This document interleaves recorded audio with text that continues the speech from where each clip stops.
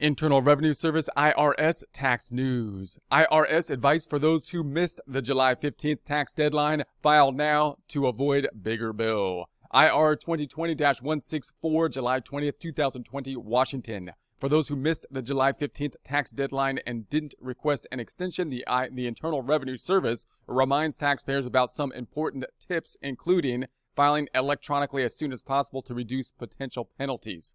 So note that the tax deadline for 2019, last year's taxes, was due April, but then they extended out the original deadline to July 15th. So you should have either hopefully filed a tax return on July 15th or filed an extension. If you have not done either of those two things, it's quite likely that you would be subject to some type of penalty and interest related to late filing. Remember that there's two types of penalties and interest that you're kind of thinking about, or two categories that you would consider. One, the late filing penalty, and then two, the late payment penalty.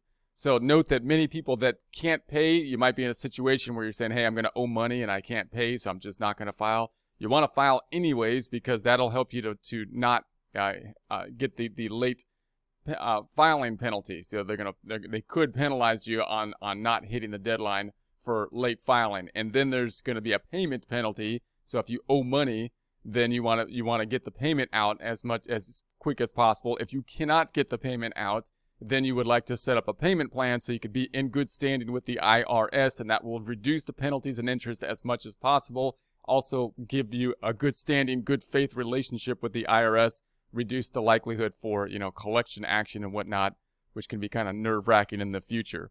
So that would be the typical strategy you would like to take. Back to the text. Some taxpayers may have extra time to file and pay any taxes due without penalties and interest. These include members of the military who served or are currently in combat zone.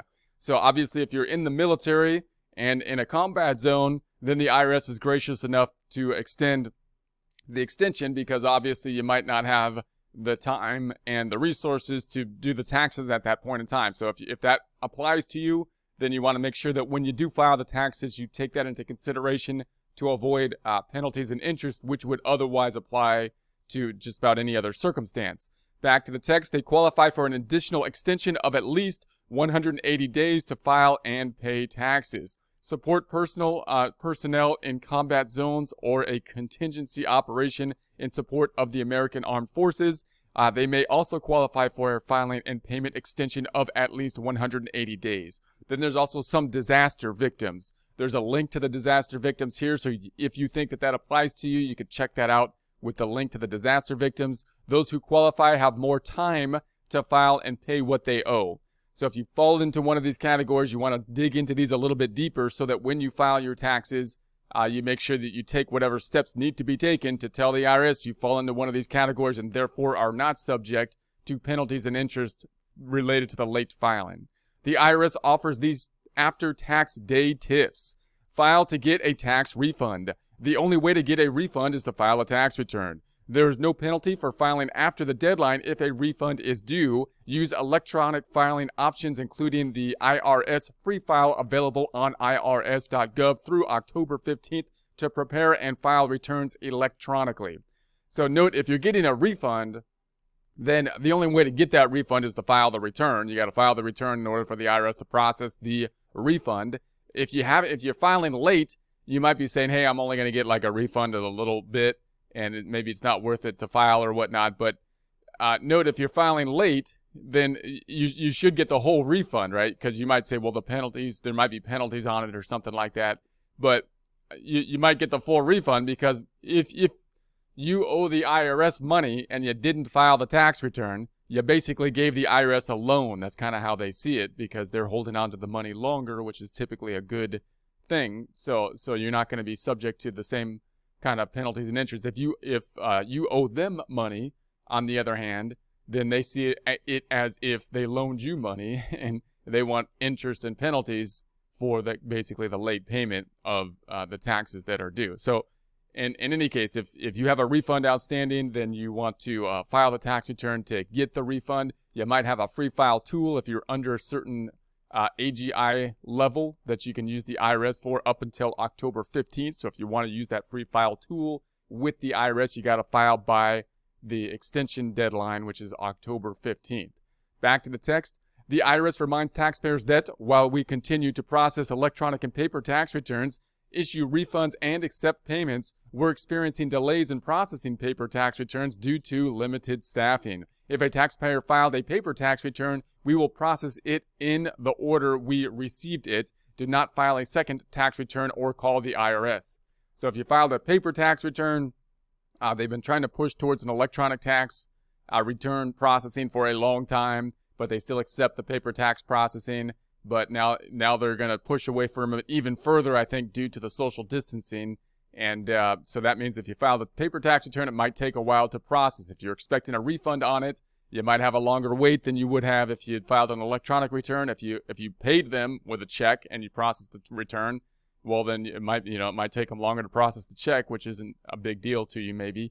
But that means that if you're looking for the refund, there's nothing you can really do at this point in time to kind of speed up the process. You can't, if you file it again, you're going to confuse the IRS. So they're saying don't file it twice. That's usually, going to cause more problems because the IRS is now going to see two things there and they're going to get confused. Once you confuse the IRS, then, it takes a lot to unravel that, or it could possibly do that. And two tax returns being sent could quite possibly cause a confusion that will take more time. So if you filed a paper tax return and you got a refund, they say it's going to be first come, first serve, and they're telling us there's no real way to jump in line there. If you call the IRS and say, hey, can you process my stuff faster?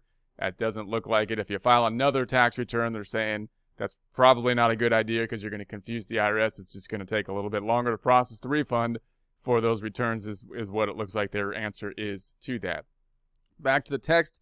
Taxpayers can track a refund using Where's My Refund. There's a link to Where's My Refund here. Tool on irs.gov or IRS2Go and by phone at 800-829-1954. Taxpayers need the primary Social Security number on the tax return, the filing status, and the expected refund amount.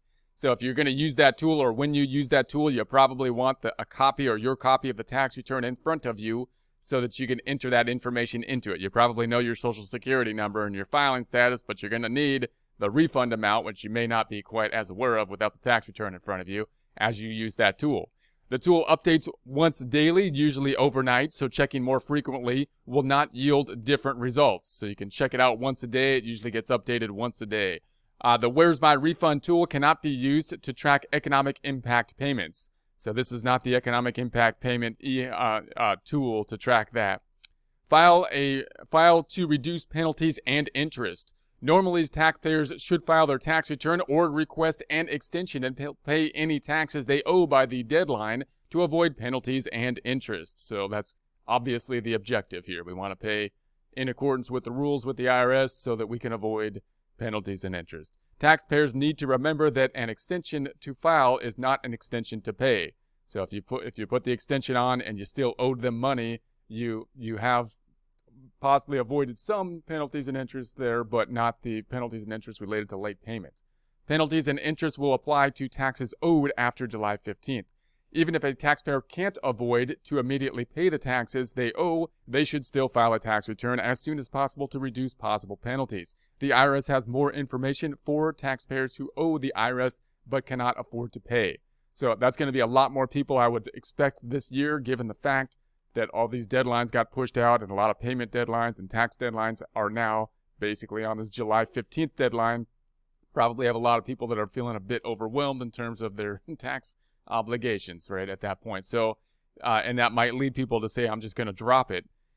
And that's not what you want to do, because you want to reduce the penalties and interest as much as possible, as well as the headache of just having it over your head all the time that you might have collection action and whatnot with the IRS. So you want to be on good standing. You want to take the first actions and steps for it. That's what the system incentivizes to do to avoid the most penalties and interest. What would that be? File the tax return. Tell the IRS, yes, this is what I owe, and I know I can't pay it. Make a payment plan for it, or do whatever other process you need to do at that point, which would generally be a payment plan, and then be in good standing going forward. That'll reduce the penalty and interest as much as possible. That's the typical kind of thing that would normally be the case.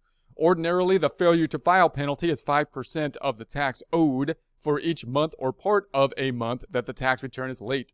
But if a return is filed more than 60 days after the due date, the minimum penalty is either $435 or 100% of the unpaid tax, whichever is less. Filing and paying as much as possible is important because the late filing penalty and late payment penalties add up quickly. The basic failure to pay penalty rate is generally 0.5% of unpaid tax owed for each month or part of a month.